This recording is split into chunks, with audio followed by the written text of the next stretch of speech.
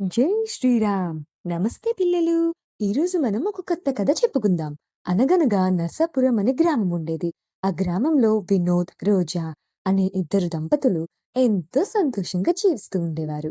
వినోద్ ప్రతిరోజు ఉదయం అడవికి వెళ్లి రకరకాల పూలు తెచ్చి ఊరిలో ఉన్న ఆంజనేయ స్వామి గుడి దగ్గర బుట్టలో పెట్టుకొని అమ్మేవాడు. రోజంతా కష్టపడినా చాలా తక్కువ డబ్బులు వచ్చేవి. వచ్చిన డబ్బులతోనే వినోద్, రోజా కలిసి చిన్న పూరి గుడిసెలో జీవించేవారు. ఇలా ఉండగా ఒకరోజు ఉదయం వినోద్ ఎప్పటిలాగానే అడవికి బయలుదేరాడు.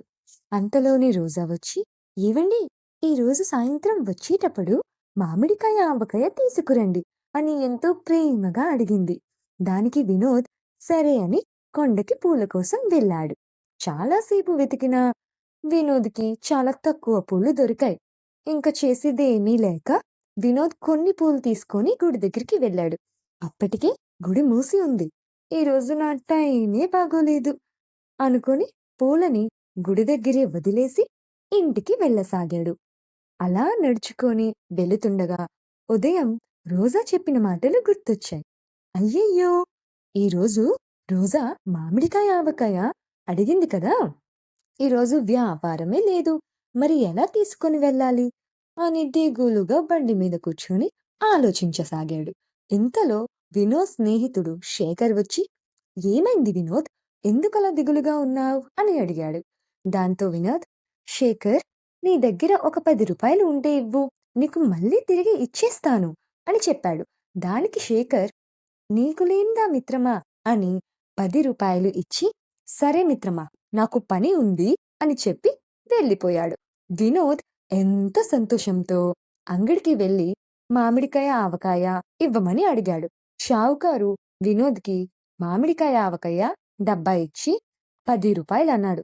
"ఇంత చిన్న డబ్బా రూ. 10 చాలా ఎక్కువ ధర" అన్నాడు. "ఇష్టముంటే తీసుకో, లేకపోతే లేదు" అని షావుకారు కోపంగా అనేసరికి వినోద్ ఇష్టం లేకపోయినా తన భార్య కోసం ఆ డబ్బాని తీసుకొని ఇంటికి వెళ్ళాడు. ఇంతలో రోజా వినోద్ కోసం వేడి వేడి అన్నం చేసింది. "రండి, మీకోసమే ఎదురు చూస్తున్నాను. ఆ ఆవకాయ డబ్బా ఇవ్వండి." వేడి వేడి అన్నంలో ఆవకాయ వేసుకొని, కొంచెం నెయ్యి వేసుకొని తింటే జీర్ణశక్తి బాగా అవుతుంది అని చెప్పింది. దానితో వినోద్, రోజా ఇద్దరూ కలిసి భోజనం చేసి పడుకున్నారు.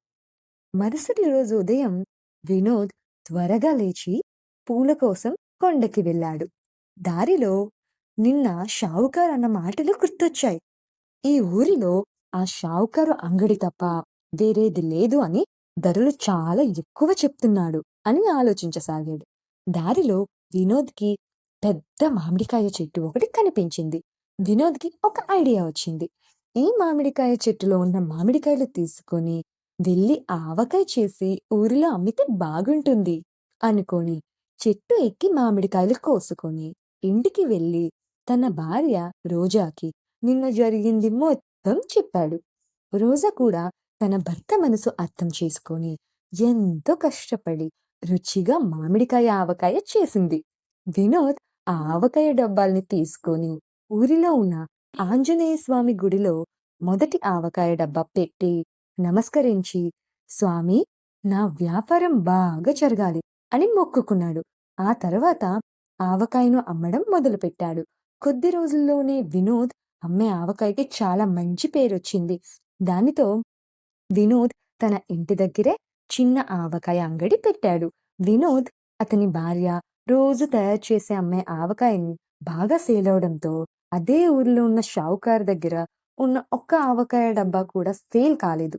దాంతో షావుకారు కోపం, అసూయతో ఎలాగైనా వినోద్ వ్యాపారాన్ని నాశనం చేయాలని అనుకున్నాడు. మరుసటి రోజు ఉదయం షావుకారు ఆ ఊరు పెద్దాయన నారాయణ గారి దగ్గరికి వెళ్ళి, "అయ్యా, ఈ ఊరిలో ఉన్న వినోద్ మా మామిడి తోటలో దొంగతనం చేసి వాటితో ఆవకాయ చేసి అమ్ముతున్నాడు" అని ఆరోపణ చేశాడు. నారాయణ గారు వినోద్‌ని కూడా పిలిచి, "ఏమోయ్ వినోద్, షావుకారు చెప్పేది నిజమేనా? నువ్వు ఆయన తోటలో మామిడికాయలు దొంగతనం చేసి ఆవకాయ చేసి అమ్ముతున్నావా?" అని అడిగాడు. దానికి వినోద్, "లేదు అయ్యగారు, నేను అడవికి వెళ్ళి అక్కడ చెట్లకి కాసే మామిడికాయలు తెచ్చి ఎంతో కష్టపడి నేను నా భార్య ఆవకాయ చేసి అమ్ముతున్నాం అని చెప్పాడు. ఆ మాటలు విన్న నారాయణ అయ్యగారు షావుకారు అబద్ధం చెప్తున్నాడని గ్రహించి, సరే షావుకారు మరియు వినోద్ ఇద్దరు కలిసి మీరు చేసిన ఆవకాయ డబ్బాలను తీసుకొని ఊరిలో ఉన్న గుడి దగ్గరికి రండి అని చెప్పాడు.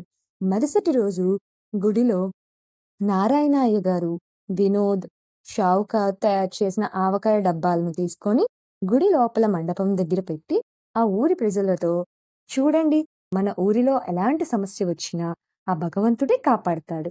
ఈరోజు కూడా ఈ సమస్యకి ఆ స్వామినే న్యాయం చేస్తాడు అని చెప్పగా అందరూ కలిసి ఎదురు చూడసాగారు. కొంచెం సేపటి తర్వాత తల్లి బిడ్డ కోతి వచ్చి షావుకారు తయారు చేసిన ఆవకాయ డబ్బాను తీసి కొంచెం రుచి చూసి వెళ్ళిపోయింది. ఇది చూసిన నారాయణ అయ్యగారు, చూశారా, ఆ స్వామియే స్వయంగా కోతి రూపంలో వచ్చి నిజం నిరూపించాడు అని చెప్పాడు. కాని అంతలో జరిగిన వింతను చూసిన షావుకారు, లేదయ్యగారు, నేనెవరికి తెలియకుండా వినోద్ తయారు చేసిన ఆవకాయను మార్చేశాను అని చెప్పాడు.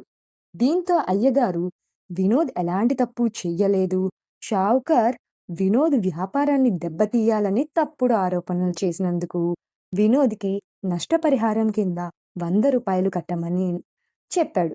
అలాగే వినోద్ని కూడా ఈ రోజు నుండి మన గుడి ముందర జరిగే అన్నదానంలో నీ రుచికరమైన మామిడికాయ ఆవకాయ పెట్టు అని చెప్పాడు. సరే అయ్యగారు అని వినోద్ సంతోషంతో ఒప్పుకున్నాడు. ఆ రోజు సాయంత్రం జరిగిన అన్నదానంలో ఊరి ప్రజలు పాల్గొన్నారు. ఆ తరువాత అతి కొద్ది రోజుల్లోనే వినోద్ మరియు రోజా దంపతులు చాలా పెద్ద ధనవంతులయ్యారు. మన కథలో నీతి: కష్టపడి పనిచేస్తే ఆ దేవుడు కూడా మన వెంటే ఉండి మనల్ని ఎప్పటికప్పుడు కాపాడుతూనే ఉంటాడు. చూశారు కదా పిల్లలు? ఇలాంటి కథ మీకు నచ్చితే లైక్ చేయండి, కామెంట్ చేయండి, షేర్ చేయండి, మన ఛానల్ని సబ్స్క్రైబ్ చేయండి.